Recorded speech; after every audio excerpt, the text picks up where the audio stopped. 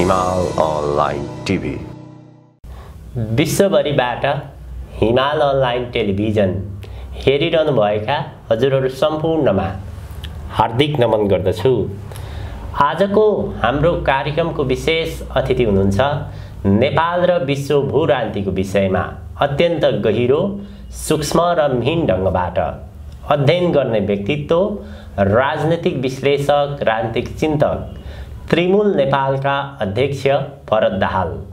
आज म उहाँसँग विशेष गरी इजरायल र फिलिस्तिन बीच जारी युद्ध, यो युद्धको परिणाम, नेपालभित्र युद्धको जोखिम र प्रत्यक्ष असर, नेपालको अबको राजनीतिक गन्तव्य, समग्रतामा विश्व भू राजनीतिको विषयमा विशेष कुराकानी गर्दैछु।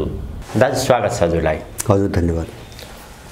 गएको सातादेखि इजरायल र फिलिस्तिन बीच युद्ध जारी छ। यो युद्धको मुख्य कारण के हो? यो युद्धलाई लिएर अहिले विश्व दुईटा धारमा उभिएको छ। यो युद्धको विश्राम कसरी हुने देखिन्छ र यसले विशेष गरी नेपाल, मध्यपूर्वी एसिया र विश्व भू राजनीतिमा कस्तो असर पर्छ? अब यो अहिले जो फिलिस्तिन र इजरायलका बीचमा जो सुरु भएको छ, यसको शान्तिपूर्ण अथवा सहमतिबाट यसको निकास मैले कहीँ पनि देख्दिनँ। किनभने यो समस्या जसरी उठ्यो, सुरु भयो र त्यसप्रति विशेष गरिकन अमेरिकनहरूको जुन रवैया छ सुरुदेखि, त्यसले यसलाई चाहिँ समाधान चाहिँ निस्कन दिँदैन भन्ने कुरा स्पष्ट हुन्छ। जस्तो यो सुरु भयो 1917 देखि, जस्तो पहिलो विश्वयुद्धमा त्यो अटोमन साम्राज्यको पतन भएपछि फिलिस्तिन चाहिँ तपाईँको उसको हातबाट गयो। अटोमन भनेको अहिलेको टर्की, फिलिस्तिन टर्कीको थियो, अटोमन साम्राज्यको थियो। त्यसपछि ब्रिटिसहरूले कब्जा गरे र 1917 मा यिनीहरूले अब त्यो फिलिस्तिनको भूभागमा विश्वभरिबाटका इजरायलीहरूको एउटा राष्ट्रिय बसोबास क्षेत्र बनाउने भनी एउटा निर्णय गरे। त्यसपछि यहुदीहरूको चाहिँ तपाईँको बस्ती सुरु भयो, ठाउँ ठाउँबाट आउन थाले। अनि 1937 मा एउटा पिल कमिसन भन्ने एउटा बनायो बेलायतले। त्यसले चाहिँ त्यो क्षेत्रमा फिलिस्तिनमा इजरायल र फिलिस्तिनका दुईटा राज्य बनाउने एउटा प्रस्ताव चाहिँ ल्यायो। त्यसमा सहमति भएन। अनि 1947 मा राष्ट्रसङ्घमा यो प्रस्ताव गयो। राष्ट्रसङ्घले फिलिस्तिन र इजरायल दुईटा देश बनाउने भनेर एउटा महासभाले सामान्य सैद्धान्तिक प्रस्ताव पारित गर्यो। त्यसमा पनि सहमति भएन। अरबहरूले मानेनन्, किनभने फिलिस्तिन त फिलिस्तिनहरूकै देश थियो होइन, इजरायल पनि देश त त्यहाँ त थिएन। उनले मानेनन्। नमानेपछि त्यसको एक वर्षपछि 48 मा यहुदीहरूले इजरायल भनेर जबरजस्ती एउटा देश घोषणा गरे, जसलाई अमेरिका लगायत चाहिँ बेलायत लगायत केही देशले समर्थन गरे। अब त्यसपछि कस्तो छ भन्छ भने, त्यसपछि त्यो चाहिँ तपाईँको त्यो जो फिलिस्तिन भन्ने देश हो, त्यो देशको चाहिँ सीमाङ्कनको विषयमा पनि सम्झौता भएको छैन। त्यो फिलिस्तिन हो कि फिलिस्तिन र इजरायल हो कि के हो, केही पनि थाहा छैन, कसैलाई पनि थाहा छैन आजसम्म। र इजरायलले अमेरिकाको आडमा बर्बरतापूर्वक चाहिँ फिलिस्तिनी मार्दै आछ। त्यो 1948 पछि चाहिँ इजरायल बनेपछि चाहिँ एकदमै मार्दै आएको छ। अनि यसैलाई लिएर लगभग 4-5 वटा ठुल्ठुला अरब इजरायल युद्धहरू भए। एउटा युद्ध त 48 मै भयो, जो इजरायलको घोषणापछि भयो। त्यसपछि 56 मा भयो अर्को, इजिप्टले सुएज नहर राष्ट्रियकरण गरेपछि त्यसकै बहानामा सुएज नहर चाहिँ इजिप्टको मातहतमा रहन नदिने भनेर इजरायल लगायत चाहिँ बेलायत, फ्रान्स सबैले आक्रमण गरे। इजिप्टसँग लडाइँ भयो, अरबी देशहरूसँग लडाइँ भयो। अब त्यसपछि 1967 मा चाहिँ तपाईँको अर्को युद्ध भयो, अरब इजरायल युद्ध, जो 6 दिनको युद्धको नाममा प्रसिद्ध छ। जस्तो सिरिया, जोर्डन, मिस्र, लेबनान एकातिर, तपाईँको इजरायल अर्कोतिर। त्यसमा चाहिँ इजरायलले जित्यो र थप भूभाग जहाँ फिलिस्तिनहरू बसिरहेका थिए ती पनि कब्जाहरू, जस्तो सिरियाको गोलान हाइट भयो, अहिले पनि इजरायलको कब्जामा छ। यो पश्चिम किनार भयो, त्यसपछि गाजा भयो, सबै कब्जा गर्यो। र त्यो सिनाई भन्ने एउटा चाहिँ द्वीप छ एसियासँग जोडिएको, इजिप्टको, जो चाहिँ सुएज नहरको पूर्वतिर पर्छ, पश्चिमतिर चाहिँ अफ्रिकाको चाहिँ इजिप्ट छ। अनि त्यसपछि चाहिँ तपाईँको 73 मा अर्को युद्ध भयो होइन, किपुर युद्ध भन्छ। त्यो ठुलो युद्ध भयो अरब र इजरायलको बिचमा। त्यसपछि 2006 को चाहिँ तपाईको लेबनान इजरायल युद्ध हो। यिनी चाहिँ ठुला युद्ध हुन् तर साना युद्ध निरन्तर भइरहेका छन्, अरब र इजरायलको बिचमा भइरहेका छन्।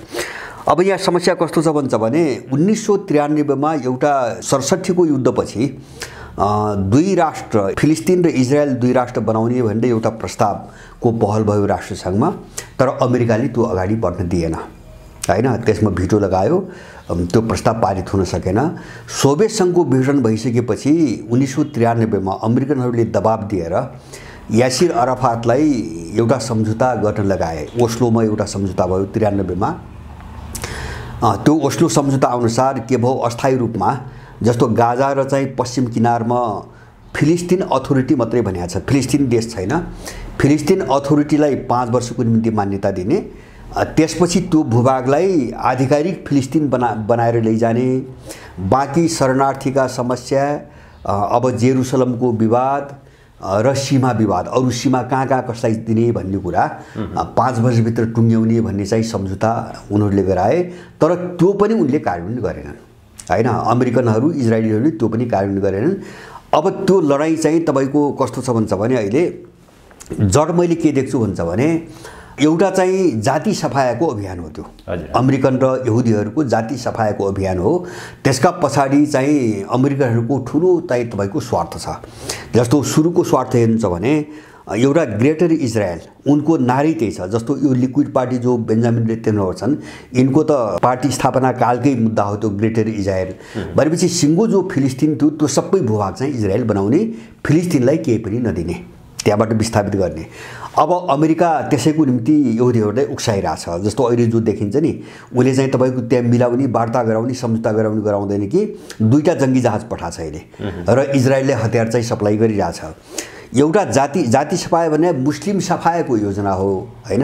अब त्यहाँ चाहिँ इजरायललाई एउटा ठुलो चाहिँ तपाईको विशाल इजरायल बनाएर त्यसको आडमा पहिलो कुरा अमेरिकाको रणनीति, पहिलो कुरा त्यो मुस्लिम जगतमाथि सधैँभरि बर्बर चाहिँ तपाईको दमन गरिराख्ने हैन। मुस्लिम जगत जस्तो यो चाहिँ हन्टिङटनको एउटा आयो नि, अब तको चाहिँ लडाईँ सभ्यताको लडाईँ हुनेछ भनेर जो बोल्न लगाए हैन। अब त्यसका पछाडि धेरै कारण छन्। उनीहरूले चाहिँ एउटा चाहिँ स्टेसन बनाइकन चारैतिर इस्लाम जगतमाथि ठुलो बर्बर दमन सधैँभरि थाई दमन गर्ने योजना बनाइरहेछन् एउटा।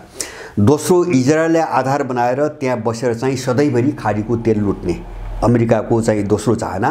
र यो पछिल्लो कालमा अर्को के थपियो भन्छ भने यो चीनको बीआरआई जो अगाडि बढ्यो, अब त्यसको जो जमिनी रुट छ हैन, रेल रुट र चाहिँ अरू वाहनहरू चल्ने, सडक वाहनहरू चल्ने, त्यो रुटको एउटा महत्त्वपूर्ण मार्ग हो त्यो पश्चिम एसिया हैन। त्यो चाहिँ जस्तो साउदी अरब भयो, युएई भयो, जोर्डन भयो, इरान भयो, सिरिया भयो, सबै देशभरि त्यो रुट जान्छ। अब त्यसैलाई ब्लक गर्नको निम्ति अमेरिकाले दुईटा चाहिँ तपाईको एग्रिमेन्ट गराएको छ। जस्तो 2022 मा I2 भनेको इजरायल र इन्डिया, U2 भनेको युएसए र युएई, यो चारवटा देशको एउटा एग्रिमेन्ट गराछ। र अहिले भर्खरै G20 को बैठकमा दिल्लीमा उसले इन्डिया, मिडल इस्ट र युरोप करिडोर भन्ने अर्को सम्झौता गरायो।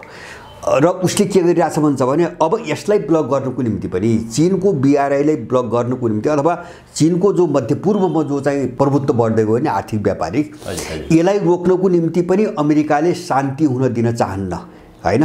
र उसले जस्तो मैले पनि 67 को चाहिँ तपाईको युद्धपछि, अरब इजरायल युद्धपछि जस्तो साउदी अरबलाई प्रयोग गरेर उसले त्यहाँ चाहिँ चर्को जो दमन अत्याचार गर्दै आयो नि, साउदीलाई प्रयोग गर्यो। साउदीलाई हातमा लियो, युएईलाई चाहिँ तपाईको हातमा लियो, मुस्लिमहरूलाई चाहिँ तपाईको विभाजित गरेर लडायो र तेल लुट्दै आयो। र अहिले पनि त्यो खेल्छ। जस्तो इन्डिया, मिडल इस्ट चाहिँ युरोप करिडोरमा जस्तो साउदी अरब र युएई राखेको छ अहिले पनि, दुईटा देश छ। यो रुट चाहिँ तपाईको इजरायल भएर जान्छ। त्यसकारणले साउदी र चाहिँ युएईलाई इजरायलसँग जोडेर अनि त्यसमा एसियामा इन्डियालाई जोडेर ठ्याक्कै मध्यपूर्वमा चीनलाई ब्लक गर्ने रणनीतिमा अमेरिका आएको छ। उसको यो सबै चिज हेर्दा हैन, यो अहिले जो हमासको नाममा चाहिँ द्वन्द्व सुरु भएको छ, यसको निकास मैले नदेख्ने मात्रै होइन कि अब यो या त फिलिस्तिन भन्ने चिजै नरहने, या यहुदीहरू त्यहाँबाट सम्पूर्ण रूपमा विध्वंसी भएर जानुपर्ने निष्कर्षमा पुग्ने बाहेक अर्को मैले कुनै उपाय पनि देख्दिनँ। यो सामान्य घटना होइन, यसले बिस्तारै बिस्तारै संसारका तपाईँले भने जस्तो विश्व जो ठ्याक्कै दुई फ्याकमा ध्रुवीकृत भयो नि अहिले, यो दुईटा कित्ताको लडाइँका रूपमा यो परिणत हुन्छ। यो साम्य हुन सक्ने सम्भावना मैले देख्दिनँ।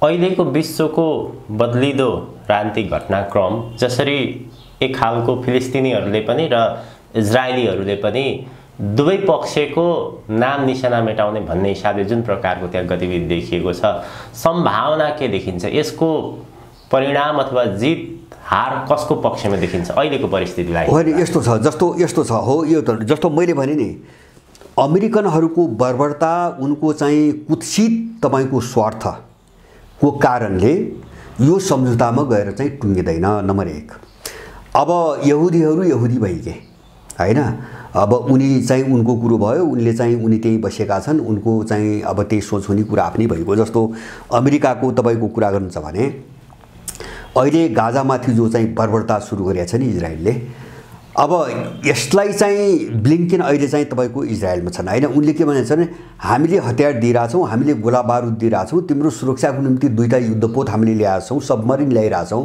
होइन, यिनलाई चाहिँ तपाईँको सिद्ध्याउनुको निम्ति डराउनु पर्ने कारण के छ, यही भनिरहेछन् अमेरिकनहरू। र उनको कङ्ग्रेसमा अस्ति चाहिँ त्यहाँका अब के अरे चाहिँ रिपब्लिकनहरूले कुरो उठाए होइन, इलिमिनेट फिलिस्तिन भनेका छन्, शब्दै यही छ होइन, उन्मूलन। उनको उद्देश्य उन्मूलनै हो, फिलिस्तिनहरूको उन्मूलनै हो, अरू केही पनि होइन। जस्तो अहिले इजरायलले गाजा खाली गर्न चाहिँ आदेश दिएको छ नि, गाजा पुरै चाहिँ तपाईँको खाली गराएर त्यो कब्जा गर्ने रणनीतिमा छौ, जहाँ गाजा लग्ने अनि यहुदी बसाल्ने रणनीतिमा गएको छ। त्यो मैले भने नि, त्यस कारणले इस्लामको कोणबाट हेर्ने हो भने त्यो जाति सफायाको एउटा चाहिँ तपाईँको अभियान हो होइन। त्यस कारणले यसको चाहिँ शान्तिपूर्ण वा सहमतिमा कुनै निकास मैले देख्दिनँ। किन इजरायलले पनि भनिसकेको छ, मैले राष्ट्रसङ्घका कुनै पनि निर्णय आदेश मैले के मान्दा पनि मान्दिनँ, मैले युद्धका नियम पनि मान्दिनँ। इजरायलले भनिसकेको छ मैले युद्धका नियम। अब को मर्छ को मर्दैन, बच्चा मर्छ कि बुढो मर्छ कि अथवा चाहिँ रोगी मर्छ कि अस्पतालमा बिरामी मर्छ कि मलाई मतलब छैन। अब मैले आक्रमण सुरु गरेँ, यिनको चाहिँ उन्मूलन नगरिकन म छोड्दिनँ भनेर चाहिँ तपाईँको इजरायलले भनेको छ। अब सार त्यो हो, मैले भने नि अहिले जो सुरु भएको छ सार त्यो हो।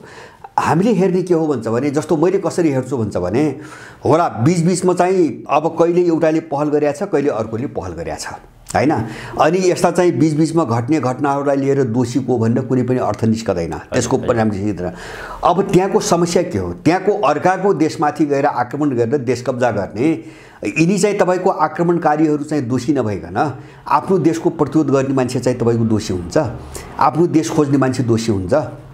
त्यसैले गर्दाखेरि अहिले हमासले आक्रमण गर्यो, त्यस कारणले चाहिँ फिलिस्तिनी गलत हुन् होइन, यो त एउटा अपराधीले बोल्ने भाषा हो। उनको देश छैन त उनले त आक्रमण गर्ने भए नि होइन। तपाईँको यत्रो शक्ति भएको इजरायलले युद्धका नियम म मान्दैन भन्छ, अब सबै चाहिँ जाति सफाया नगरिकन म छोड्दैन भन्छ, अनि फिलिस्तिनीहरूले के हेरेर बस्ने होइन। उनीहरूले खुल्याम त्यो घोषणा गरिरहेछन्, अमेरिकाले त्यो घोषणा गरिरहेछ, यो हुँदैन, एउटा पाठ हो, यो समाधानै छैन। अर्को कुरा चाहिँ तपाईँले भनेको अर्को चिज के हो भन्छ भने, अब यसको नतिजा के त? जस्तो नतिजामा मैले के देख्छु भन्छ भने, यो चाहिँ सहमतिमा नआउने हो भने यहुदीहरू त्यहाँबाट सफाया हुनुको मैले विकल्प देख्दिनँ। यहुदीहरू त्यहाँबाट सबै निस्किनै पर्छ अन्ततोगत्ता, किन यो वर्षौँ लामिन्छ यो युद्ध।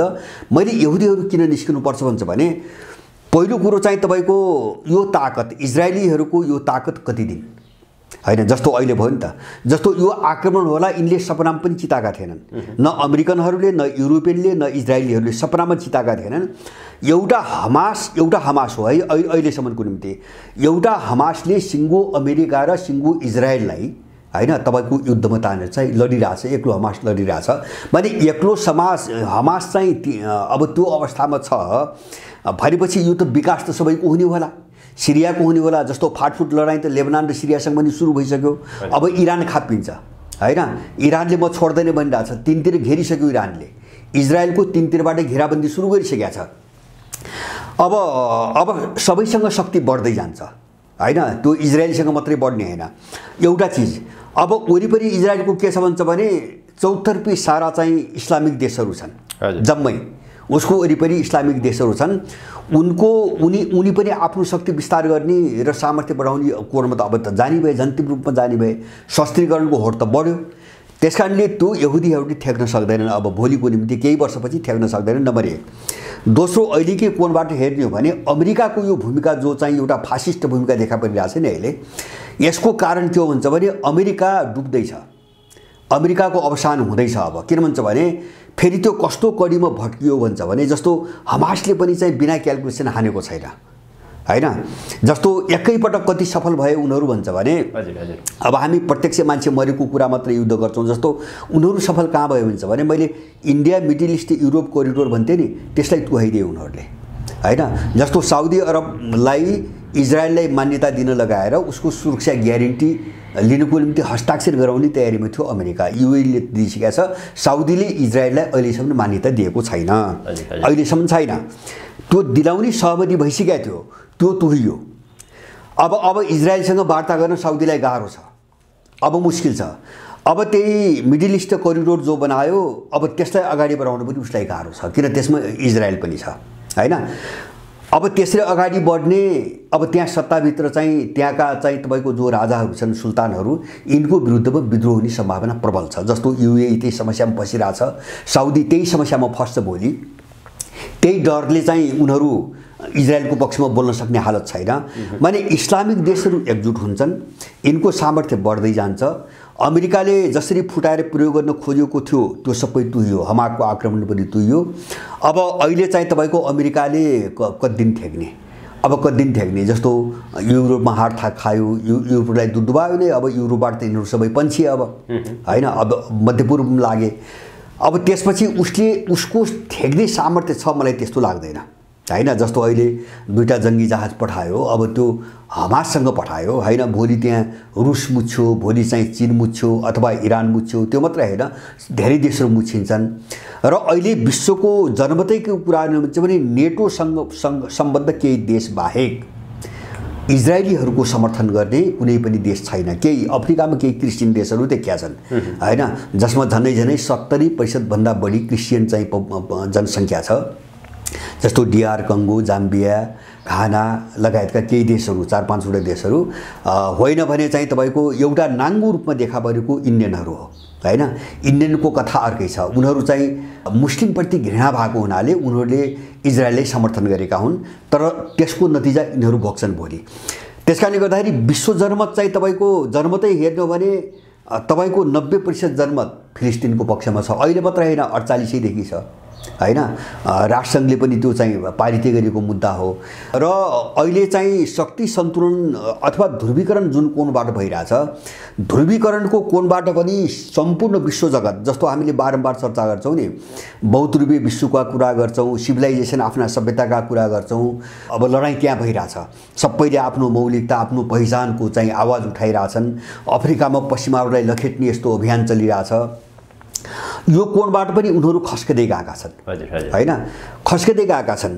त्यसकारणले अब सामर्थ्यमा पनि उनी कमजोर हुँदै गए। युरोपियन चाहिँ अमेरिकनहरू धेरै ठेक्न सक्ने हालत मैले देख्दिनँ। त्यसकारणले अब यो युद्धमा इजरायल फस्यो भन्छु मैले, होला अब केही समय चाहिँ धेरै फिलिस्तिनीहरू मार्ला, अब केही समय गाजै कब्जा गर्ला अथवा चाहिँ अन्त पनि कब्जा गर्ला, बेग्लै कुरा हो। तर यो जब लाम्बिँदै जान्छ नि, अब अमेरिकनहरू जति कमजोर हुँदै गएका छन् र जति कमजोर हुँदै जान्छन्, यहुदीहरू त्यत्तिकै सङ्कटमा फस्दै जान्छन् र उनी सधैँभरि चाहिँ अरब जगतलाई ठेक्न मैले सम्भव देख्दिनँ। र अब यहाँ चाहिँ तपाईँको हामीले हेर्ने के हो भन्छ भने उनीहरूलाई डर कहाँ हो, हामीले चुरो कुरो बुझ्ने हो। बाहिर चाहिँ तपाईँको कसले कति मान्छे मार्यो हैन, हिँड्दै को मार्यो, यस्ता कुराहरूको पछि लागेर चाहिँ युद्ध बुझिँदैन। अस्ति युरोपियन युनियनको एउटा मान्छेले, युरोपियन युनियनको एउटा पदाधिकारीले अस्ति टर्कीलाई के भन्यो कि पश्चिमी मूल्य मान्यता, इथोज भनेको छ, शब्दै यही छ कि पश्चिमी नैतिकता, मूल्य मान्यता र सिभिलाइजेसनको पक्षमा उभ्यौ र नेटोलाई साथ देऊ, होइन भने यहाँबाट निस्क्यो। टर्की त नेटोको सदस्य हो, अहिले हमासको पक्षमा उभिरहेछ। त्यसैले उनीहरूले के भनिरहेछन्, पश्चिमी मूल्य मान्यता र सिभिलाइजेसनलाई साथ दिने कि नेटोबाट निस्कने हैन। लडाइँ त्यहाँ छ, फिलिस्तिन र चाहिँ तपाईँको यहुदीको नाममा लडाइँ त्यो हो हैन। यो दुईटा शक्तिको लडाइँ मात्रै होइन, यो गलत मान्छेलाई भ्रम छ। बाहिरबाट सतै आँखाबाट हेर्दाखेरि दुईटा शक्तिको भन्ने बुझ्छन्, दुईटा शक्ति हो। यिनीहरू कहाँ छन् भन्छ भने यिनको सिभिलाइजेसन अन्तको चाहिँ दिशामा गइसकेका छ हैन, अन्त्यकै दिशामा गइरहेछ। मैले चाहिँ तपाईँको अस्ति पनि हेरेँ, मैले अलिकति उठाइ पनि रहेको छु। अहिले चाहिँ तपाईँको क्रिस्चियनिटीको स्खलन उनी त्यहाँ डराइरहेछन्। क्रिस्चियनिटीको स्खलन र पतन यस्तो रफ्तारमा छ कि अमेरिकामा यो 2-3 दशकको मात्रै कुराहरू छु, अमेरिकामा झन्डै चाहिँ तपाईँको 80%देखि त्यो क्रिस्चियनिटी तपाईँको 56 को वरिपरि झरेको छ। बेलायतमा त तपाईँको 50 भन्दा मुनि आइसक्यो हैन, बेलायतमा 50 भन्दा मुनि आइसक्यो। जर्मनी र फ्रान्समा प्रत्येक वर्ष चाहिँ तपाईँको 3.5 देखि 5 लाख मान्छेहरूले चर्चसँग सम्बन्ध विकसित गरिरहेछन्। या त उनीहरूले आफूलाई नास्तिक घोषणा गरिरहेछन् हैन, या चाहिँ तटस्थ बसिरहेछन्। अब यो कसरी जोगाउने भन्ने छ, कसरी जोगाउने भन्ने छ उनीहरूलाई। त्यसकारणले यो मैले अघि नै भने नि, जाति सफाया भने नि, उनीहरू सिभिलाइजेसनको नाममा हैन, जो क्रिस्चियनिटी भन्दा बाहिरका जति पनि सभ्यता छन् यिनलाई बल प्रयोग गरेर चाहिँ समाप्तै पार्ने डिजाइनमा गएका छन्। यो युद्ध त्यहाँबाट जटिल बनिरहेछ, यो त्यहाँबाट जटिल बनिरहेछ। त्यसकारणले यो सुल्झदैन। मैले भन्न खोजेँ किन सुल्झदैन भन्छ भने युरोपियन र अमेरिकनहरूले यो सुल्झन दिँदैनन्। किन सुल्झिदियो भने उनी खेल्ने ठाउँ बन्द हुन्छ, खेल्ने ठाउँ बन्द हुन्छ। र उनको त्यसमा पनि के हो भन्छ भने, जस्तो एउटा सभ्यताको कोणबाट, लडाइँको कोणबाट हेर्ने भने अहिले संसारभन्दा सबैभन्दा बढी चर्किएको चाहिँ तपाईँको क्रिस्चियन र इस्लामहरूकै हो हैन। यो दुईटा लैरा संसार भए। त्यही भएर उनीहरूले सुरुदेखि उनको एउटा न्यारेटिभ हामीले बुझ्नुपर्छ। उनले आतंकवाद आतंकवाद भन्छन् हैन, अरू आतंकवादलाई उनले व्यक्ति आतंकवादसँग जोड्छन्। तर अर्को एउटा शब्द छ इस्लाम आतंकवाद हैन। तपाईँको सिङ्गो इस्लाम जगतलाई आतंकवादी दुनिया हो भनी स्थापित गर्न चाहिरहेका छन् उनीहरू। उनीहरूको जस्तो अमेरिकामा चाहिँ तपाईँको दिनदिनै चाहिँ फटाफट गोली हालेर मान्छे मारिरहेछन्। यिनले इसाई आतंकवाद किन भन्दैनन् हैन? तिनी त इसाईहरू हुन्, त्यसरी मान्छे मार्ने इसाईहरू हुन्। क्रिस्चियनहरूको जो मुस्लिमहरूलाई सफाया गर्ने रणनीति छ, यसमा इन्डियन सत्ता मोदी पनि मुस्लिमहरूको विपक्षमा उभिएको देखियो। खास गरी क्रिस्चियनहरूले मुस्लिमहरूलाई सफाया नै गर्नुपर्छ भन्ने जो भित्री रणनीति देखिन्छ, किन लागिरहेको छ मुस्लिमको विरुद्धमा? होइन, यस्तो हो। यिनको रणनीति कहाँबाट आयो भन्छ भने इस्लामहरूको जस्तो एउटा त मुस्लिम मात्रै होइन, यिनको रणनीति संसारभरिका सबै सभ्यताहरूको सफाया गर्ने हैन। क्रिस्चियनिटी संसारलाई सबै क्रिस्चियनिटी लाद्ने यिनको मूल मिसन। तर अहिले इस्लाम टार्गेट कुन बेला भयो भन्छ भने, म एउटा घटना तपाईँलाई भनौँ। 1900 जस्तो 90 भन्दा अगाडि यिनको यो नारा थिएन, यो रणनीति थिएन। अब सोभियत सङ्घको विघटन भयो 91 मा हैन, सोभियत सङ्घको विघटन भयो। त्यसपछि अब दुनियाँ कस्तो हुन्छ भने, अब त्यो त एउटा समाजवाद थियो, जति थियो त्यो त कम्युनिस्ट समाजवाद थियो हैन। त्यसको पतन भयो। पतन भइसकेपछि जो वैचारिक चुनौती हो नि, आइडियोलोजिकल चाहिँ जो चुनौती हो, त्यो चुनौती चाहिँ तपाईँको समाप्त भयो अमेरिकनको निम्ति हैन। चीन अब त्यसको प्रतिरोध गर्ने अथवा विकल्प दिने सक्ने हालतमा थिएन, भर्खरै तङ्ग्रिन लागेको थियो। त्यसमा पनि 89 मा उनीहरूले तियानमेन स्क्वायरको घटना घटाएका थिए। त्यही बेला पनि चीनलाई सँगसँगै सोभियत सँगसँगै चीनलाई पनि सिध्याउने उनको डिजाइन, तर चीनमा उनीहरू असफल भए। तर चीनको हैसियत थिएन, केही पनि हैसियत थिएन। उनको चुनौती समाप्त भयो सोभियत सङ्घ। अब त्यसपछि यो बर्बरता, यो जङ्गलीपन, यो हत्या हिंसा कसरी चाहिँ कन्टिन्यू गर्ने त भन्ने प्रश्न आयो हैन। अनि उनले हन्टिङटनलाई एउटा घोषणा गर्न लगाए। घोषणा के गर्न लगाए भन्छ भने, अबको लडाइँ सभ्यताको लडाइँ हुन्छ। किन सोभियत सङ्घ त गयो, वैचारिक लडाइँको जुग सकियो। त्यही बेला दुईटा चाहिँ नेरेटिभ खडा गर्न खोजे। एउटा चाहिँ फुकुयामाबाट अगाडि ल्याए उत्तर आधुनिकतावाद हैन, जस्तो विचारधाराको युगको अन्त्य भयो, इतिहासको अन्त्य भयो हैन, आधुनिकताको अन्त्य भयो, पोस्ट मोडर्निज्म भयो। अबको मान्छे तपाईँको ठ्याक्कै बजारको माल खाएर, त्यो पनि उसले स्पेसली भनेको छ अमेरिकन नेतृत्वमा एउटा उपभोक्तावादी मान्छे मात्रै अब दुनियाँमा बाँकी रह्यो। अब दुनियाँमा चाहिँ तपाईँको आइडियोलोजी पनि छैन, कल्चर पनि छैन, कुनै पृथक सभ्यता पनि छैन, केही पनि छैन। इतिहासको अन्त्य मात्रै होइन, मानव भन्ने बुझ्थ्यौँ नि हामीले, अहिलेसम्मको इतिहासमा त्यो मानवको पनि अन्त्य भयो भन्ने भनेको छ हैन। र अमेरिका एउटा विश्वको अब एक मात्र पोल हो र त्यही पोलले विश्व चलाउँछ। यो फुकुयामाबाट घोषणा गर्न लगाए। अनि त्यो सोभियत सङ्घ विघटन हुनुभन्दा थोरै अगाडि त्यो सबै तयारी गरेपछि अनि त्यसको लगत्तै चाहिँ हन्टिङटनलाई ल्याए अगाडि। अब सोभियत सङ्घ विघटन भइसकेपछि भने फुकुयामाले के भन्यो, इतिहासको अन्त्य भयो, मानवको अन्त्य भयो। अब अमेरिका भन्ने एउटा पोल मात्रै छ बाँकी र संसार त्यही पोलबाट चल्छ। यति भइसकेपछि अब बाँकी रहेको चुनौती साफ पार्नु पर्यो हैन, बाँकी उनको प्रतिरोध गर्ने त इस्लामिक मुस्लिमहरू थिए। त्यसकारणले उनलाई निशाना बनाउनुको निम्ति क्ल्यास अफ सिभिलाइजेसन भन्ने एउटा पुस्तक लेखाए। पहिले लेखहरूको एउटा श्रृङ्खला निकाले उनले। अबको लडाइँ सभ्यताको लडाइँ हो। उनको पुस्तक अहिले पनि सबैले हेर्न सक्छन्, धेरैले पढेका पनि छन् हैन। उनले अरू सभ्यता पनि कुरा गरेका छन्, जस्तो चिनिया सभ्यता कुरा गरेका छन्, इन्डियन सभ्यताको कुरा गरेका छन्। तर तिनी सभ्यताका मुनि क्वेसन मार्क छ के, त्यो चाहिँ डायग्राम जो छ नि चित्रमा क्वेसन मार्क छ। त्यो मतलब यिनको भूमिका के हुन्छ, अस्तित्व के हुन्छ उनले क्लियर गरेका छैनन्। तर अबको सभ्यता हैन, क्रिस्चियन सभ्यता र इस्लामहरूकै बिचकै चाहिँ तपाईको वार हो।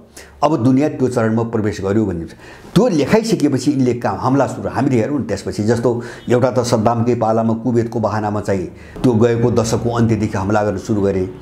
त्यो मात्र होइन, तपाईँको बाल्कन क्षेत्रमा जो हमला गरे, युगोस्लाभियामा जो बर्बरता, किन त्यो स्लाभिक सभ्यता थियो हैन, त्यो स्लाभ सभ्यता थियो। अनि एकपछि एक ट्विन टावर आफै ढालेर त्यसपछि अफगानिस्तान हुँदै इराक, सिरिया, लिबिया हैन, अब उनले सक्थे भने इरान आदि इत्यादि सबै ठाउँमा बर्बरतापूर्वक हमला गर्दै गए।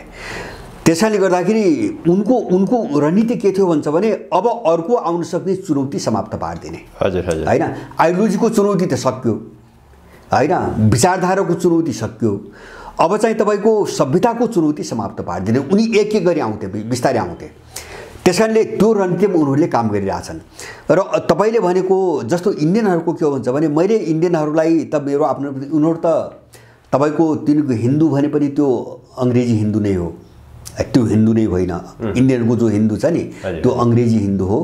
उनको कस्तो चाहिँ तपाईको निकृष्ट, कस्तो चाहिँ तपाईको एउटा गुलाम हुन्छ नि, त्यो मालिकको फगत आदेश पालना गर्ने र मालिकको भक्ति नै एउटा मुक्ति हो भन्ने एउटा चाहिँ सोच हुन्छ नि। उनको भूमिका म तपाईले भन्छु, यिनको भूमिका। त्यसकारणले इन्डियनहरूले चाहिँ के भूमिका खेल्लान् यो कुनै ठुलो सोच र बहस गर्नुपर्ने विषय होइन। यो एकदम सरल हो। इन्डियन गुलाम हो हैन, अब उसले मालिकको पूजा गर्छ, बस मैले त्यति बुझेको छु हैन। मैले जस्तो अहिलेकै चाहिँ मोदीको कुरा उठाउनु भयो, यिनको इतिहास एकचोटि हेरौँ। यिनले राष्ट्रपिता घोषणा गर्न खोजेका छन् सावरकरलाई हैन, गान्धीलाई हटाएर सावरकरलाई राष्ट्रपिता घोषणा गर्न खोजिरहेछन्। सावरकरको र गोलवारकर हैन, गोलवारकर भनेको आरएसएसको संस्थापक हेडगे वार पछिको आरएसएसको चाहिँ तपाईको अध्यक्ष, जो 73 सम्म झनै 40-50 वर्ष चाहिँ आरएसएसको उनी अध्यक्ष भए। सावरकरले 1937 देखि 42 को बीचमा हिन्दू महासभाको उनी अध्यक्ष थिए। त्यो बेला उनले यहुदीको पक्षमा यति बोले, यति लेखे नि। उनले केसम्म बोले, त्यहाँ यहुदीको सबभन्दा ठुलो चाहिँ हत्या त जर्मनीमा भइरहेको थियो, हिटलरको उदय भइसकेको थियो त्यो बेला हैन। अब दोस्रो विश्वयुद्ध सुरु भएको थिएन। सुरु नहुँदै भएपछि उनले के भनेका छन् भन्छ भने, यहुदीहरू साम्प्रदायिक हुन्, उनीहरू जर्मनीमा अल्पमतमा छन्, उनले जर्मनी छोड्नुपर्छ। किनभने जर्मनीमा अहिले राष्ट्रवादी उभार छ, यहुदी भनेको साम्प्रदायिक तत्त्व हो हैन, जर्मनीमा बस्ने अधिकार छैन। नम्बर 1 सावरकरको भनाइ। अनि मैले गोलवारकर भने, गोलवारकरले दोस्रो विश्वयुद्धको बेला बकाइदा हिटलर र मुसोलिनको समर्थन गरेर वक्तव्य जारी गरेका छ। उनीहरूले चाहिँ तपाईको नाजी र फासीवादी शक्तिहरूको समर्थनमा वक्तव्य जारी गरेका छन्। अनि चाहिँ तपाईको दोस्रो विश्वयुद्ध भयो। दोस्रो विश्वयुद्ध भएपछि नाजी र चाहिँ तपाईको फासीवादीहरूले हारे, मुसोलिनी हिटलरहरूले हारे। हारिसकेपछि यिनीहरू नाङ्गो रूपमा अमेरिकनको चागडीमा लागे, आरएसएस र चाहिँ हिन्दू महासभाका मान्छेहरू। र उनले भियतनाममा जो चाहिँ 50 लाख मान्छे मार्यो नि अमेरिकाले भियतनाममा, त्यो आक्रमणको बेला यो गोलवारकर भन्ने मान्छेले अमेरिकाको राष्ट्रपतिलाई एउटा पत्र लेख्यो र उसले के भन्यो भन्छ भने, भगवानको कृपाले अमेरिका विश्वको नेता हो। यही छ भाषा, भगवानको कृपाले अमेरिका विश्वको नेता हो। र भियतनाममाथिको जो हमला छ यसप्रति उनीहरूको समर्थन छ हैन। उल्टो पोजिसन, उनीहरू नाजीवादी र फासीवादी समर्थक थिए। अब जिते चाहिँ तपाईको अर्को शक्तिले, त्यसपछि उनीहरूको दलाल अमेरिकन दलाल भएर गए। अनि चाहिँ तपाईको बीचमा अर्को एउटा पिरियड आउँछ, अस्थायी पिरियड। यद्यपि त्यो अस्थायी पिरियड हो, राजनीतिक चाहिँ तपाईको परिस्थिति हो। सोभियत सङ्घसँग चाहिँ तपाईको सन्धि भयो, 71 देखि 91 20 वर्ष सन्धि भयो। अब त्यो बेला पाकिस्तानलाई प्रयोग गरेर अमेरिका इन्डिया विरुद्ध लागिरहेको थियो र जोगिनुको निम्ति उनीहरूले रुसको शरण लिन जरुरी थियो। सोभियत सङ्घको इन्दिरा गान्धीले मैत्री सन्धि गरिन् र त्यही रुसले बचाइदिएको, त्यही सोभियत सङ्घले यसलाई जोगाइदिएको हो। अमेरिकाले उही बेला सिद्ध्याउँथ्यो, आफ्नो युद्धपोत चाहिँ तपाईँको बङ्गालको खाडीसम्म ल्याइसकेको थियो, नजिकमा ल्याइसकेको थियो अमेरिकाले। त्यसपछि यिनीहरू सोभियत सङ्घ समर्थक भए, बिचमा सोभियत समर्थक भए। अब सोभियत सङ्घको विघटनपछि स्थिति उल्टियो। त अहिले चाहिँ तपाईँको यिनको कुरो कहाँ मिल्यो भन्छ भने, मिलेको कहाँ हो भन्छ भने, जस्तो यहुदीहरूको लडाइँ मुस्लिमहरूसँग छ, अमेरिकनहरूको मुख्य मिसन मैले भने नि सभ्यताको सङ्घर्षको नाममा इस्लाम सफायाको रणनीतिमा अमेरिकनहरू लागिरहेछन्, क्रिस्चियनहरू लागिरहेछन् र बिजेपी र आरएसएसको मुद्दा त्यहाँ मिलेको छ। किन आरएसएसको गठन एन्टी मुस्लिम मुद्दामै गठन गरिदिया हो ब्रिटिसहरूले 1925 मा। स्पेसली त्यो गठन हुने बेला दुईटा मुद्दा मात्रै छन्, अरू यसको कुनै सिद्धान्त छैन। यिनलाई त अङ्ग्रेजहरूले कसरी प्रयोग गरे भन्छ भने एन्टी मुस्लिम र त्यसबेला भर्खरै रुसमा अक्टोबर क्रान्ति भएको थियो 1917 मा, एन्टी कम्युनिजम किन तीव्र रूपमा बढिरहेको थियो विश्वभरि कम्युनिजमको विरोध र मुस्लिमको विरोध, यो दुईटा एजेन्डामा आरएसएस बनाए, ब्रिटिसहरूले बनाए। र त्यो ब्रिटिसहरूको इन्डियामा शासन हुँदासम्म यो आरएसएसको जो मोदी भन्छौँ नि हामीले होइन, यिनका पुर्खाहरूको यिनको भूमिका के भयो भन्छ भने गान्धीहरूले हिन्दू मुस्लिम भाइ अङ्ग्रेजका विरुद्धमा गान्धीहरूको नारा थियो, यिनले के गरे भन्छ भने अङ्ग्रेजहरूको पक्षमा लड्नको निम्ति यिनले भर्ती खोले। आरएसएसले भर्ती नै अपिलै गरेको छ होइन, पल्टन चाहिँ तपाईँको सेनामा भर्ती हो र अङ्ग्रेजको पक्षमा लड, मुस्लिमसँग चाहिँ तपाईँको एक हुनुहुन्न, मुस्लिमहरूलाई समाप्त पार्नै पर्छ, त्यहाँसम्मको अपराधिक भूमिका खेलेको संस्था हो आरएसएस होइन। उही बेला स्थापना कालदेखि नै भनेपछि मोदी त अब त्यही आरएसएसको चाहिँ पोलिटिकल विङ हो, बिजेपी भने त पोलिटिकल विङ हो होइन, आरएसएस नै हो। त्यस कारणले उनीहरूले अहिले चाहिँ मैले बुझेको एक मात्र बुझेको के हुन्छ भने जहाँ मुस्लिम विरोधी चाहिँ गतिविधि हुन्छ त्यो हर चिजलाई यिनले समर्थन गर्छ। यिनको आइडियोलोजी त्यति हो, किन त्यो 25कै आइडियोलोजी हो, अहिलेको होइन, त्यो 1925 का आइडियोलोजी हो। एउटा अहिले उनको पछि थपिएको 1962 पछि थपिएको अर्को इन्डियन थट भने के भन्छ भने एन्टी मुस्लिम विशेष गरेर आरएसएस को एन्टी मुस्लिम र पछि थपिएको समग्र इन्डियनमा एन्टी चाइनिज, चीनको विरोध, मुस्लिमको विरोध, बस इन्डियन नेसनलिजम भने पनि त्यही हो, इन्डियन थट भनेको पनि त्यही हो, अरू केही पनि छैन। त्यो कोणबाट यिनीहरूले नाङ्गो रूपले अहिले इन्डियामा मिडियामा चाहिँ समाचार आइरहेछन्, यिनले समाचार विशेष गरेर जसलाई इन्डियामा गोदी मिडिया भन्ने चाहिँ एउटा चाहिँ प्रचलन छ, प्रख्यात छ गोदी मिडिया, जस्तो डी न्युज भयो, आज तक भयो, अथवा चाहिँ न्युज 18 भन्ने छ एउटा भारतवर्ष, TV9 भारतवर्ष आदि इत्यादि केही च्यानल छन्। जेरुसलम इजरायलका होटलहरूमा यहुदीहरूले होटलमा बसा छ र त्यहाँ उनीहरूले बनिबनाउ सूचना दिन्छ, उनलाई भिडियोहरू सूचनाहरू दिन्छ, सारा नक्कली के अरे झुट्टा, अनि सारा सम्प्रेषणको बाढी छ अहिले। कसरी चाहिँ तपाईँको त्यो फिलिस्तिनहरूको निन्दा गर्ने, कसरी चाहिँ उनको मनोबल गिराउने, त्यो इजरायली सेनाले जे दिइरहेछ त्यो होटलभित्रबाट उनले यहाँ पठाएर सूचना दिइरहेछन्, सबै बाहिर आइरहेछन् न्युज। वास्तविकता अर्को छ, त्यो मिसनमा लागेको छ अहिले तपाईँको बिजेपी र यसले चाहिँ इन्डियालाई पनि ठुलो एउटा आन्तरिक द्वन्द्वमा फसाउँछ। किन भन्छ भने मैले यिनीहरूलाई हाम्रो देशको सन्दर्भ मात्र होइन, मैले त के बुझ्छु भन्छ भने संसारमा थाई आतङ्कवादी 3टा देश छन्। थाई आतङ्कवादी एउटा अमेरिका हो, थाई आतङ्कवाद भनेको एउटा अमेरिका हो, एउटा इजरायल हो र दक्षिण एसियामा इन्डिया हो। यो थाई आतङ्कवादी शक्ति हो। जस्तो छरछिमेकमा हेर्नुहुन्छ नि तपाईँको कुनै पनि देश यसले बाँकी राखेको छैन होइन। श्रीलङ्का त्यस्तो हालतमा 30 वर्ष गृहयुद्ध गरायो होइन, तामिलहरू पठाएर, फिजी, नेपाल, भुटान, पाकिस्तान र बङ्गलादेश विभाजन आदि इत्यादि, नेपाललाई विभाजन गर्न कत्रो मिसन चलायो र कति मिसन चलायो। अहिले पनि चाहिँ तपाईँको सीमाको यत्रो समस्या छ भनेपछि अब यो कहाँबाट आइरहेछ भन्छ भने यसको जरो बुझ्नु पर्यो क्या हामी। यिनको उत्पत्ति जे कारणले भएको नि होइन, यिनको प्रवृत्ति त्यही जोडिएको हुन्छ। त्यसकारणले गर्दाखेरि इन्डिया दक्षिण एसियाको एउटा सधैँभरिको आतङ्कवादी शक्ति हो र यसले चाहिँ कहिले पनि राम्रो सोच्दैन, कहिले पनि राम्रो बोल्दैन र यो विरुद्धमा जस्तो यो कति बर्बर छ भन्छ भने अहिले हमासको निन्दा गरिरहेछ नि, फिलिस्तिनको निन्दा गरिरहेछ, यो काश्मीरको हत्यारा कति बर्बर होइन। त्यसले यसको बर्बरताका कथाहरू, गुजरातका कथाहरू हैन तपाईको पन्जाबका कथाहरू अहिले मणिपुरमा छ त्यसपछि यस्ता घटना थोरै छन् यिनी यति बर्बर र यति चाहिँ तपाईको घिन लाग्दा चाहिँ हत्याराहरू हुन् नि अब यिनीहरूले के बोल्छन् के भन्छन् भन्छन् तर यसको शिकार यिनीहरू हुन्छन् विश्वको प्रवृत्ति चाहिँ यसको ठिक उल्टो दिशातिर छ हैन यिनीहरूमा जो द्वेष छ जो कुण्ठा छ त्यो कुण्ठाको कारणले यिनीहरू त्यो विश्वको जो करेन्ट छ त्यसको उल्टो दिशातिर हिँड्न खोजिरहेछन् नि त्यसले गर्दाखेरि इन्डियनहरू पनि जसरी पश्चिमी दुनिया एउटा ठुलो संकट मात्र हैन मलाई त लाग्छ यी अस्ति एलन मस्कले भने मैले त धेरै पहिलेदेखि चाहिँ त्यो अमेरिकनहरूको सर्वेक्षण हेरेर भनिरहेको छु युरोप चाहिँ गृहयुद्धमा जाँदैछ भनी एलन मस्कले भनेको छ अस्ति नराम्रो गृहयुद्धमा फस्छन् यिनीहरू अब यो चाहिँ मध्यपूर्वको लडाईँले अमेरिकामा गृहयुद्ध गराउँछ युरोपमा अब गृहयुद्ध गराउँछ किन भन्छ भने त्यहाँ एउटा माइग्रेसनको कारणले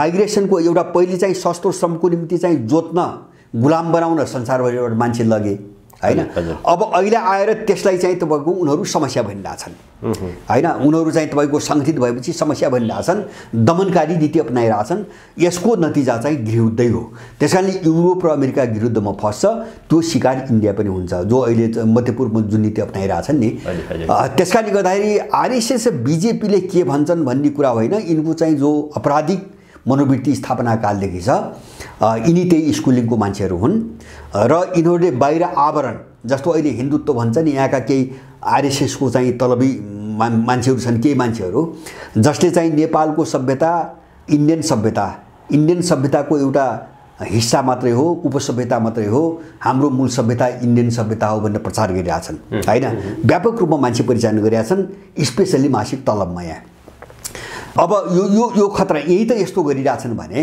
अब देशभित्र कस्तो गरिरहेका हुन्छन् हैन अब त्यही हिन्दू शब्द एउटै शब्द जोडिएको एउटा चाहिँ यत्रो प्राचीन 4000 वर्ष वेदमै चाहिँ तपाईको नेपालको अस्तित्व 4000 वर्ष स्वीकार गरिएको छ अनि इन्डियन सभ्यता भित्र चाहिँ विकास भएको हुन्छ नि अब नेपालको सभ्यता इन्डियन सभ्यताको तपाईको अंग हुन्छ भनेपछि अब यो स्थिति यो दक्षिण एसियामा असर के गर्छ भन्छ भने अब विशेष गरी यसले ध्रुवीकरण त जस्तो मध्यपूर्व मैले भने नि यसले व्यापक चाहिँ विश्वव्यापी युद्धकै रूप लिन्छ त्यो दिशातिर जान्छ यो सुल्झिदैन मैले भने त्यसका पछाडिका जो रणनीति छन् नि त्यो रणनीतिले यो फैलिने नै हो यसमा कुनै शङ्कै भएन अब दक्षिण एसियाको कुरा गर्ने हुन्छ भने यसले सबभन्दा अस्थिर बनाउँछ इन्डियालाई सबभन्दा अस्थिर बनाउँछ अब इन्डियालाई र इन्डिया पनि त्यो दुश्चक्रमा फस्यो भन्ने मलाई लाग्छ त्यसको असर हामी कहाँ पनि हुन्छ हामी कहाँ हुन्छ भन्छ भने जस्तो अमेरिकनहरूको रणनीति अहिले के छ भन्छ भने जस्तो अस्ति युक्रेन भयो अब 1.5 वर्ष अगाडि युक्रेन भयो त्यसपछि अर्को मोर्चा खुल्यो अब मध्यपूर्व खुल्यो उनले यस्ता ठाउँमा दर्जनौं युद्धका फ्रन्टहरू खोलेर सबैलाई युद्धमा इन्गेज गरेर चाहिँ यो आफ्नो जो मृत्यु आसन्न मृत्यु हो नि यसबाट कसरी जोगिने भन्ने चाहिँ रणनीतिमा अमेरिकनहरू छ र उनले यतिसम्म गरिरहेछ अमेरिकनले अहिले जर्जिया उनकै कित्ताको देश हैन जस्तो अब त्यही युरोपियन युनियनको कित्ताको त्यही नेटोको सहायता लिने भनेर उनले चाहिँ सैद्धान्तिक निर्णय गरेको देश तर जर्जियाको अहिलेको सरकार आफ्नो अनुकूल भएन भनेर युएसएड मार्फत चाहिँ त्यहाँ व्यापक रूपमा पैसा लगानी गरेर एउटा कलर रिभोल्युसनको नाममा विद्रोह भड्काइरहेछ अमेरिकाले उ चाहिँ आफ्नै कित्ताको देशमा त्यति गर्न सक्ने देश हो अमेरिका हैन भने नेपालमा त्यही गर्न खोजिरहेछ र मैले बारम्बार भन्छु नि नेपाल कुनै पनि बेला जस्तो अहिले मध्यपूर्वमा जे देखेका छौ नि त्यो स्थिति कुनै पनि बेला आउन सक्छ उनीहरू पूर्ण तयारीमा छन् जस्तै यो युद्धको पहिलो असर चाहिँ इन्डियालाई पर्ने भयो अब नेपालको सन्दर्भमा नेपालको राज्य सत्ता जसरी अमेरिकनहरूको टट्टुको भूमिका यहाँ रहेको देखिन्छ त्यो भूमिकाले नेपालमा खास असर देखिने गरी कस्तो पर्छ उनीहरूको जोड के हुन्छ भन्छ भने जस्तो नेपालमा उनीहरूले हत्या हिंसाको एउटा चक्र सुरु गर्छन् जस्तो त्यसका केही लक्षणहरू जस्तो यहीँबाट एजेन्टहरू सबै परिचालन गरे जस्तो अहिले भर्खरै पनि अब यो सत्ता समीकरणमा ठुलो चाहिँ तपाईको आँच आइसकेको छ गठबन्धन एउटा छ तलतिर सरकार अर्को थरीले बनाउन लाग्छन् जो गठबन्धनैमा छैन भनेपछि कसलाई तोड्ने र चाहिँ गलत बाटोतिर एउटा अराजकता पैदा गर्ने त्यसका सिम्पटमहरू देखा पर्न यहाँ सुरु गरिसकेका छन् अब यही बीचमा जस्तो विशेष गरेर सुरक्षा निकायका क्षेत्रहरूको दौडधुप अमेरिका र युरोपतिरको दौडधुप निकै तीव्र छ हैन। जस्तो यहाँकै सेनापतिको इन्डो पेसिफिक सम्मेलन भयो अस्ति दिल्लीमा इन्डियामा भएको, त्यसपछि उनी चाहिँ फेरि विदेशतिरै गए, पुलिसका सबै विदेशतिरै गइरहेछन् हैन। अब यसका पछाडि हामीले बुझ्ने के हो भन्छ भने सबै यिनी रणनीति जोडिएका छन्। यद्यपि यिनी सबै चाहिँ त्यही ढङ्गले त्यही अपराधमा मतियारै भएर गएका छन्, म त्यो भन्न सक्दिनँ अहिले। तर अहिले चाहिँ अमेरिकन युरोपियन इन्डियनहरूको प्रेसर के छ भन्छ भने उनको रणनीतिमा जबरजस्ती चाहिँ एउटा चाहिँ घटना घटाउने वरिपरिका सबै देशहरूमा हैन। जस्तो चीनलाई गिजोल्नको निम्ति नेपालमा गराउने हैन, त्यो दबाब चौतर्फी दिइरहेछन्। र अहिले यो जो सक्रियता बढिरहेछ नि, जस्तो क्याबिनेटले अस्ति भर्खरै हैन त्यस्तै स्थिति बढ्यो भने सेना परिचालन गर्ने बाहिर ल्याउने भन्ने निर्णय गरेको छ हैन। अनि यिनको यो दौडधुप अब यो सबै तयारी यो दबाबमा उनीहरू लागिरहेछन्। नेपालभित्र कुनै पनि बेला दुर्घटना हुन सक्ने सम्भावना छ। त्यस्तो भयो भने मलाई के लाग्छ भन्छ भने यिनीहरूको पनि मटियामेट हुन्छ। यिनको मैले अघि नै भने नि, मैले एउटै चिज हेरेको हो, विश्वको समग्र ट्रेन्ड एउटा राष्ट्रोन्मुख शक्तिहरू, त्यो राष्ट्रोन्मुख भनेको सोचको मूल्यको मान्यताको आधारमा मात्र हेर्ने कि भौतिक सामर्थ्य, आर्थिक सामर्थ्य अथवा सामरिक सामर्थ्यको हिसाबले पनि एकथरी शक्तिहरू चाहिँ राष्ट्रोन्मुख शक्तिहरू छन्, कमजोर हुँदै गएका छन् र तिनै शक्तिहरू सलबलाइरहेछन्। तिनले जस्तो युक्रेनमा थ्याक्न सकेनन् हैन, अन्यत्र थ्याक्न सकेनन्, नेपालमा कसरी थ्याक्ने हुन् यो सम्भवै छैन। तर उनीहरू त कोसिस त गर्छन्, नथ्याके पनि अर्कालाई शिकार बनाउने न हो। जस्तो युक्रेनहरू सिधाइदिए, अब नेपाललाई सिधाइदिने हो, नेपाली सिधाइदिने हो हैन, उनको त केही पनि जाँदैन। त्यो दिशातिर चाहिँ नेपाल जान्छ, त्यो प्रयोगको एउटा पोइन्टतिर नेपाल धेरै अगाडि बढिसके जस्तो मैले बुझ्छु। असर यसको हुन्छ, किनभने यो मध्यपूर्वको चाहिँ तपाईँको असर विश्वभरि पर्छ। त्यो मात्र यहाँ मात्रै होइन, अहिले विशेष गरिकन दक्षिण चीन सागरमा जस्तो अमेरिकाको अत्यधिक ठुलो प्रयास चीनसँग कुनै देशलाई लडाउने अत्यधिक ठुलो प्रयास छ। र अब जापान, ताइवान अथवा दक्षिण कोरियाबाट चाहिँ त्यति सम्भव नदेखेपछि अमेरिकाको सम्पूर्ण शक्ति फिलिपिन्समा लागेको छ। र फिलिपिन्ससँग चीनको झनै चाहिँ तपाईँको एकले अर्काका तिनी चाहिँ तपाईँको डुङ्गाहरू, जो सशस्त्र डुङ्गाहरू चाहिँ लखेट्ने, धपाउने अथवा अर्काले लगाएका तारबार काट्नेसम्मका घटना घटिरहेछन् हैन। यो मार्कोस त्यही तानाशाह मार्कोसको छोरो हो, जो अमेरिकाले चाहिँ बर्बरतापूर्वक चाहिँ इन्डोनेसियामा शासन चलाउन लगायो। उसैको छोरो चाहिँ अहिले राष्ट्रपति भएको छ। त्यो सम्भावना छ, फिलिपिन्ससँग मुठभेड हुने सम्भावना छ। यही पनि यिनले गिजोल दिन सक्छन्, गिजोलेर चाहिँ तपाईँको चीनलाई यहाँ तान्न सक्छन्। उनको उद्देश्य चीनलाई तान्ने हो हैन। किन अब नेपालभित्रबाट चीन तान्यो भने त इन्डिया पनि फस्यो हैन। उनको दोहोरो रणनीतिमा छन्, नेपाल पनि फस्यो, इन्डिया पनि फस्यो। नेपालमा केही भयो भने त इन्डिया त जोखिममा त पर्छ। अब त्यसकारणले गर्दाखेरि यो दुईटै देशलाई चीनसँग चाहिँ हुम्दिसकेपछि म अलिकति चाहिँ तपाईँको हातमाथि पर्छ भन्नेमा उनीहरू लागिरहेछन्। यसको असर व्यापक रूपमा पर्छ भन्ने चाहिँ मलाई लाग्छ। र यसको लक्षण मैले कहाँ देख्छु भन्छ भने नेपाल कति पेचिलो अवस्थामा छ। जस्तो यहाँका एजेन्टहरूको एउटा वक्तव्य आयो नि, बुझ्दै नबुझे हुन त यिनलाई अध्ययन गर्न पनि आवश्यक छैन, आदेशअनुसार काम गर्ने गुलामले अध्ययन पनि गर्दैन, अध्ययनसँग के मतलब हो र यिनीहरूलाई। यिनले तातो त्यो चाहिँ तपाईँको अमेरिका, मलाई त लाग्छ अमेरिकाभन्दा अगाडि यिनले हमासलाई आतङ्कवादी भने हैन। अनि त्यसपछिको वक्तव्यमा त्यो शब्द कहीँ पनि छैन। त्यसपछि यहाँका चाहिँ सरकारी मान्छेहरू अथवा चाहिँ विभिन्न इजरायलका राजदूतहरू जो छन् नि, त्यो शब्द यिनले हटाए। त्यो हटाएको चिजले मैले के बुझ्छु भन्छ भने यिनको दिमागमा चाहिँ तपाईँको सद्बुद्धि आएर हटाएको त होइन। त्यसलाई आतङ्कवादी भन्दाखेरि रिजल्ट के निस्किन्छ त्यो त कहीँबाट आयो नि, अर्को शक्तिबाट थ्रेट आयो। त्यो त रिजल्ट के निस्कन्छ त्यो त आयो, थ्रेट त आयो। यिनले त्यो शब्द हटाए भनिसकेपछि यिनीहरू पनि जोखिममुक्त छैनन्। तर चाहिँ यिनीहरूलाई प्रयोग गर्छन् भन्ने चाहिँ मलाई, यिनलाई लडाइरै भए पनि प्रयोग गर्छन् भन्ने मलाई लाग्छ। र यसको चाहिँ मैले चाहिँ मध्यपूर्वको जो समस्या हो नि, संसारमा जति पनि ठाउँमा यस्ता समस्याहरू छन् ती भन्दा हजार गुना ठुलो चाहिँ तपाईँको समस्या मध्यपूर्वको समस्या हो। मैले चाहिँ धेरै कारणले हैन, एउटा चाहिँ जाति सफायाको कोणबाट, अर्को चाहिँ तपाईँको अब त्यो सिङ्गो इस्लाम जगतलाई कन्ट्रोल गर्ने त्यहाँ एउटा स्टेसन बनाउने कोणबाट, र अर्को चाहिँ एउटा सभ्यतालाई मटियामेट गर्ने चाहिँ तपाईँको कोणबाट सबै कोणबाट त्यो मुटु भनेको चाहिँ तपाईँको मध्यपूर्वै हो, इजरायलै हो। त्यसैले गर्दाखेरि अब यो सङ्घर्ष चाहिँ तपाईँको युक्रेन र रुसको लडाइँ मात्रै हो नि, यद्यपि त्यो लडाइँसँग चाहिँ नयाँ र पुरानो विश्वका मुद्दाहरू जोडिएका छन्, धेरै मुद्दाहरू छन्। तर चाहिँ जस्तो फिलिपिन्स र चीन, ताइवान र चीन, कोरिया र चीन, जापान र चीन यस्तो मुद्दा होइन, त्यो धेरै गहिरो मुद्दा छ, त्यसमा पनि नसुल्झेको मुद्दा। त्यसैले त्यसको असर विश्वव्यापी रूपमा पर्छ। त मलाई त के विश्वास हुन्छ भने त्यही मध्यपूर्वको केस नै विश्वको जो अहिलेको तस्बिर छ नि यसको चाहिँ छिनोफानो गर्ने र विश्वको सम्पूर्ण स्वरूप र नक्सा बदल्ने अब कारण त्यही मध्यपूर्वको युद्ध बन्छ। त्यो चाहिँ साम्य हुने कुनै पनि सम्भावना देख्दैन। त्यसको असर नेपालमा नपर्ने कुनै पनि भएन। नेपाल आज जसरी विश्वको भूराजनीतिमा फँसेको छ, यहाँले सुरक्षाको प्रसङ्ग उठान गर्नुभयो। सुरक्षा परिषदको बैठक बसेर सेनालाई हाई अलर्टमा राखेको छ र भर्खरै मात्र सेनाका चिफ, प्रहरीका चिफले बेलायतको भ्रमण र सशस्त्रका चिफले अमेरिकाको भ्रमण गरेका छन्। यो परिस्थितिमा अहिलेको सुरक्षा परिषद, अहिलेको सुरक्षाका क्षेत्रहरू यसले सरकारको आदेश मात्र पालना गरेर बस्छ कि यो जोखिमबाट नेपाललाई बचाउनको लागि अलिकति विवेकयुक्त पनि भूमिका खेल्ने देखिन्छ? अहिलेको परिस्थितिमा कस्तो देखिन्छ?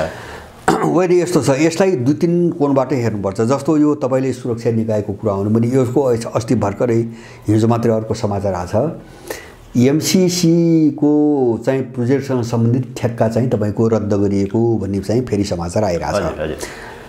अब एमसीसीको नाममा पनि अमेरिका अब अर्को ढङ्गले खेल्न सुरु गर्यो, किन त्यो ठेक्का रद्द केही अरब महँगो पर्यो भनेर ठेक्का रद्द भएको होइन, यो भ्रम हो। किन यहाँका यिनी पेशेवर लुटेरा अपराधी होइन डाँकाहरूले होइन केही अरब 15-20 अरब चाहिँ ठेक्का महँगो पर्यो भनेर ठेक्का रद्द गर्ने भन्ने त्यो कल्पनै गर्नु हुँदैन होइन। यिनले चाहिँ एनसेललाई त तपाईँको चाहिँ 60 अरबभन्दा बढीको चाहिँ बिनाह गर्ने मान्छेहरू होइन, एउटै घोटालामा चाहिँ 20-25 अरब चाहिँ तपाईँको डकैती गर्ने मान्छेहरू, एउटा टेन्डरमा चाहिँ 20 अरब 16 अरब बढी ठेक्का पर्यो भनेर टेन्डर रद्द गर्दैनन्। त्यो मूर्खको सोचाइ हो। त्यो टेन्डर रद्द गराउने चाहिँ अमेरिका हो होइन। किन टेन्डर हाल्न लगायो महँगोमा, अनि अब त्यसलाई ऊ भुटानी केस जस्तो हो, आफै भुटानी भनेर लग्यो मान्छे, अनि चाहिँ त्यो बाहिर ल्याएर आफै चाहिँ तपाईँको जटिल बनाइदियो। अब टेन्डर हाल्न लगायो, पास पनि गरायो, आफै क्यान्सल गर्न लगायो।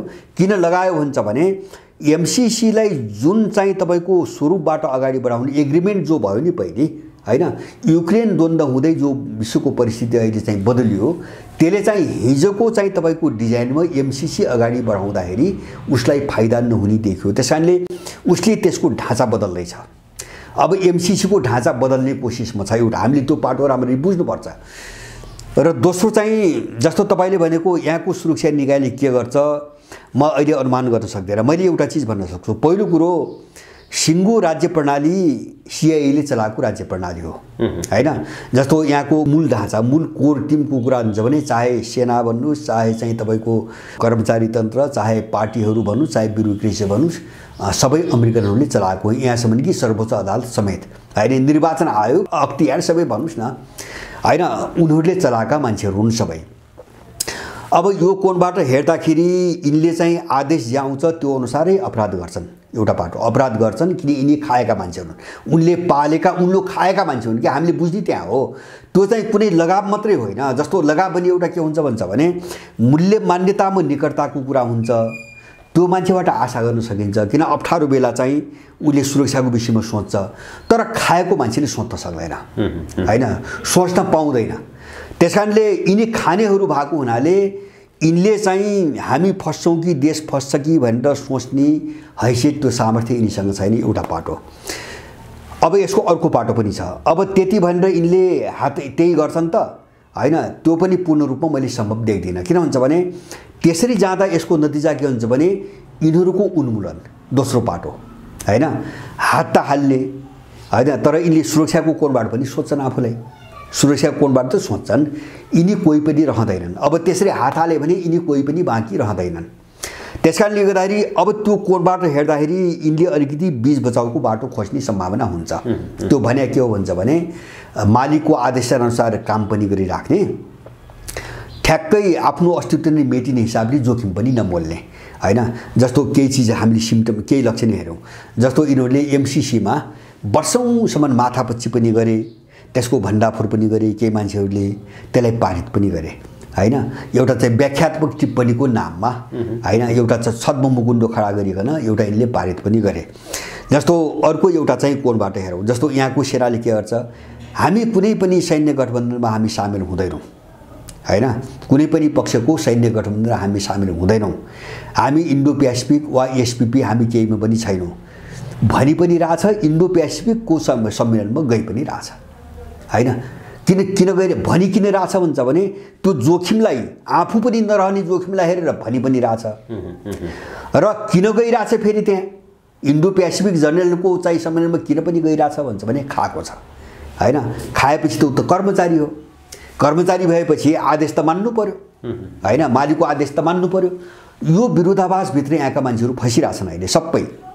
त्यसकारणले गर्दाखेरि यहाँ के हुनसक्छ भन्छ भने जस्तो यो चाहिँ जो अहिलेको जस्तो विश्वको जो ध्रुवीकरण छ नि, जस्तो अमेरिकनहरू जुन आक्रामक ढङ्गले आइरहेछन्, जस्तो मध्यपूर्वमा जो देखा परिरहेछन्, यही ढङ्गले प्रस्तुत भएर यो परिस्थिति 2-4 महिना पनि अझ लामिने स्थिति भयो भने यिनले देशभित्र देश विरुद्ध यिनले अपराध गर्छन्, यसमा मलाई शङ्कै छैन है। जस्तो सेनालाई स्ट्यान्ड बाई राख्ने पनि त्यही हो, त्यो चाहिँ क्याबिनेटले त्यसै निर्णय गरेको छैन। मैले भने नि एमसीसीको चाहिँ ठेक्काको कुरो चाहिँ अहिले आइरहेछ, सेना स्ट्यान्ड बाई राख्ने कुरो गरिरहेछ र सुरक्षा निकायका सबै मान्छेहरू उतै छन्, एकपछि अर्को गरेर उतै गइरहेछन्।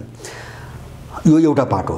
यसको अर्को चाहिँ रिजल्ट के हुनसक्छ भन्छ भने परिस्थिति अर्को दिशातिर गयो। एकछिन मान्नुहोस्, मध्यपूर्वकै परिस्थिति पनि अब युद्ध चाहिँ बल्झियो। अब धेरै देशको युद्ध छिट्टै चाहिँ तपाईँको धेरै देशको युद्धको बिचमा परिणत भयो।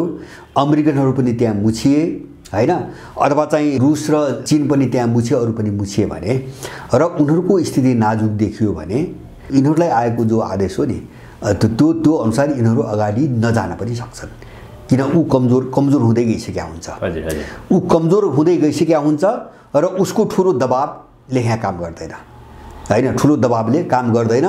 दबावले काम गरे पनि त्यो थ्याक्न सक्ने अवस्था रहँदैन। त्यो अवस्थामा यिनीहरूले बीच बचाउको बाटो खोज्न सक्छन् हैन। तर म के चिजमा ढुक्क छु भन्छ भने यिनीहरू कसैले पनि देश र यो देशको नागरिक, देशको सार्वभौमिकता पनि सोच्दैनन्। त्यो हालतमा चाहिँ यिनीहरू कोही पनि छैनन्, किन सबै पालिएका मान्छेहरू त मूल नेतृत्वको कोर टिमको कुराहरू सब पालेका मान्छेहरू हुन्।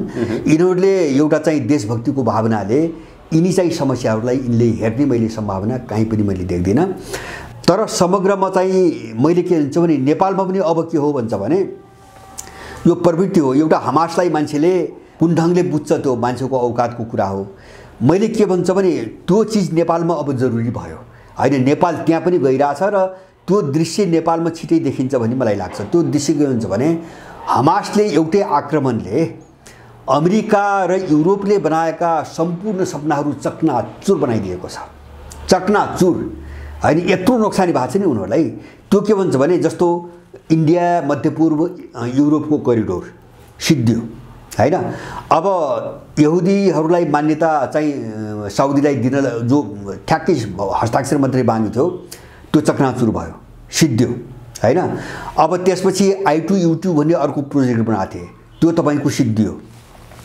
र इजरायल र साउदीलाई युएलाई जोडेर जो अरब जगतलाई विभाजित गरेर अर्को ठुलो रक्तपात मुस्लिमहरूको बिचमा रक्तपात गराउन खोजेको थियो, त्यो पनि उसको तोहियो र इजरायल आइसोलेट। त्यो क्षेत्रभरि इजरायल चाहिँ एकदमै अलगावमा परेको अवस्थामा छ हैन। त सबै समीकरण सबै रणनीति उल्टियो एउटा हमासको कारबाहीले, किन उसले गिजोल्दियो हैन। अब नेपालमा त्यही हो। नेपालको मैले के देख्छु भन्छ भने अब यहाँ यो चाहिँ विदेशीले पालेका मान्छेहरूले जे गरिरहेछन् नि, भित्रभित्र जे गरिरहेछन्, जे अपराध गरिरहेछन्, यसलाई छताछुल्ल बनाउने हो भने हमासले जसरी चाहिँ त्यो शान्त देखिने हैन, जो फोहोर जमेको एउटा ताल हुन्छ नि, त्यसमा ढुङ्गा हानेर जो तरङ्ग ल्याइदियो, त्यो फोहोरलाई चारैतिर चाहिँ त किनार लगायो नि, नेपालमा त्यो एकदम जरुरी छ। परिस्थिति को सङ्केत त्यस्तो देख्छु। किन हुन्छ भने देशमा झनपछि झन् जो अराजकता बढ्दै गइरहेछ नि, कहिले चाहिँ मिटर ब्याजी, त्यसलाई अराजकता प्रतिरोध भनौँ होइन, कहिले मिटर ब्याजी, कहिले ब्याङ्कले लुटेका मान्छेहरू, कहिले चाहिँ तपाईँको के अरे कर्मचारी, कहिले चाहिँ तपाईँको शिक्षित, यो त एउटा प्रवृत्तिको रूप पाइरहेछ। अब यसले बिस्तारै के हुन्छ भने एउटा राजनीतिक प्रतिरोधको रूप लिन्छ। त्यही बिचमा चाहिँ अलिकति हिंसा मात्रै तपाईँको भयो भने पनि अब यिनीहरूको विघटन चाहिँ तीव्र रूपमा अगाडि जान्छ भन्ने मलाई लाग्छ। नेपालमा त्यो जरुरी एकदमै भइसकेको छ र त्यो यिनीहरूले कसरी थ्याक्ने हुन् त्यो मलाई थाहा छैन होइन। या त चाहिँ तपाईँको त्यही विदेशीको रणनीतिमा अब नेपालीहरूलाई कत्याम गर्ने बाटोमा जानु पर्यो होइन भने यिनीहरूले कसरी थ्याक्ने हुन् त्यो मैले अनुमान गर्न सक्दिनँ। तर नेपालमा पनि धेरै समय अब होइन जो सन्नाटा छ नि गुमसुम, यो चिज चाहिँ धेरै चाहिँ तपाईँको रहन्छ भन्ने मलाई चाहिँ विश्वास छैन आफ्नो तर्फबाट। समग्र विश्व परिस्थिति हेर्दाखेरि अब इन्डो अमेरिकन कित्ताले नेपाल गिजोल्ने सामर्थ्य राख्यो भने पनि यही 5-6 महिना, यही वर्षभित्रै दुर्घटना नेपालमा सुरु हुन्छ। अब त्यो सामर्थ्य राखेन, जस्तो जो विश्वमा जो बढिरहेछ नि, यो चिजले उसलाई झन् कमजोर बनाउँदै गयो भने पनि यो सत्ताको विरुद्धमा चाहिँ निर्णायक लडाइँ सुरु पनि यही 6 महिनाभित्र सुरु हुन्छ। 6 महिनाभन्दा अगाडि नेपालले अब थ्याक्न सक्ने परिस्थिति मैले देख्दिनँ। त्यसको निम्ति सबै नेपाली तयार हुनुपर्छ र म त यतिसम्म भन्छु कि यो निर्णायक समय हो। बाहिर भएका जति पनि मान्छेहरू छन् नेपालीहरू, उनीहरू नेपाल फर्कनुपर्छ, किन लडाइँ सुरु भइसक्यो होइन। हामी त के हुन्छ भने आगो सल्किसकेपछि त्यो ज्वाला मात्रै देख्छौँ हामी होइन, कमजोर चेतनाले त्यो बाहिर आइसकेपछि देख्छ। हामीले त्यो होइन कि भित्र परिस्थिति हेर्ने हो, पुरै सल्किसकेको छ होइन, यो भट्किन मात्रै बाँकी छ, मुस्लो निस्किन मात्रै बाँकी छ। अब निर्णायक लडाइँको समय हो, सबै नेपाली फर्कनुपर्छ र यो अपराधी तत्त्वमाथि जाइलाग्नुपर्छ। त्यति भयो भने 6 महिनाभित्र निकासको एउटा प्रक्रिया नेपालमा सुरु हुन्छ भन्ने कुरामा म चाहिँ विश्वस्त छु। हस्, आजको हजुरको अत्यन्त महत्त्वपूर्ण समय र विचारप्रति धेरै धेरै आभार प्रकट गर्दछु। हजुर, धन्यवाद यहाँलाई।